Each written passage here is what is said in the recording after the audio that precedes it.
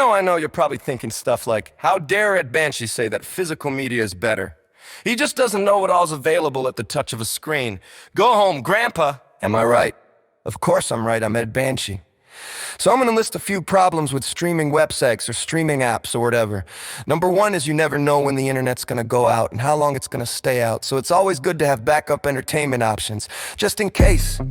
Yeah, here's a little secret. The old school CRT TVs don't need internet to work, and yes, they can come in pretty big sizes. Number two is pretty much all the different companies all have their own websites or apps. So you need to be subscribed to a bunch of them just to be able to watch all your favorite shows and movies. Reason number three, streaming sites get rid of a lot of the content, including their own stuff. So what if they delete one, two, or a few of your favorite titles, just to then put some total crap in its place? I bet you wish you had the DVD or Blu-ray or whatever. Reason number four, some websites go down, whether it's just temporarily or it's straight up permanently. This isn't a streaming site, but what happened to PackMasterJ.com? Yes, that was originally my website. 2006 to 2009, then after Mom supposedly crashed my computer with all the website files on it, I eventually just let the website expire. Yeah, she never did show me any proof that she crashed the PC. Anyway, someone else bought the domain name extremely soon after I let it expire. Then that website eventually went down too. So what if streaming sites start getting taken offline? Then what? What's the fifth reason? A lot of the titles are only available in certain countries. There are tons of shows and movies on every streaming site / app that are only available in certain countries and not others. If only there was a way to solve that problem, like with either some crazy kind of a digital video disc or even a video home system.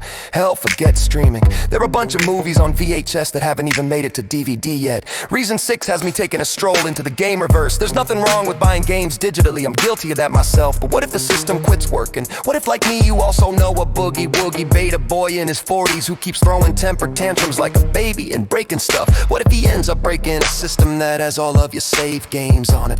Unless there's a way to get the save games on the next system, you'd be completely fucked. Yes, if it's something like a NES game, a SNES game, or an N64 game, you might need to blow into the game or into the system to get it to work. But at least you'd never have to worry about hours of gameplay going down the crapper in a few seconds. I mean, unless it's the games that just straight up stop working. But don't they all eventually do that? I mean, I have a couple systems that have games that I got in the mid to late 90s that still work, but still. And reason 7 has to do with music. I don't know if you know this about me, I love music, I know. It's a total shock that the guy who wrote over 200 songs loves music. You'll get over it someday.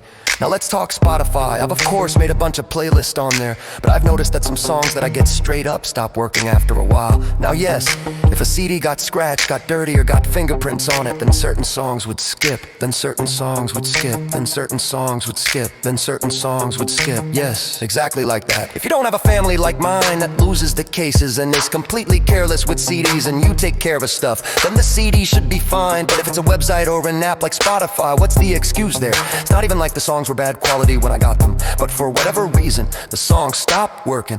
Whether it's only a few songs, it's a bunch of songs, or it's a whole damn playlist that straight up stops working. At least with a CD, you can see if it's scratched or if it has fingerprints on it, or whatever.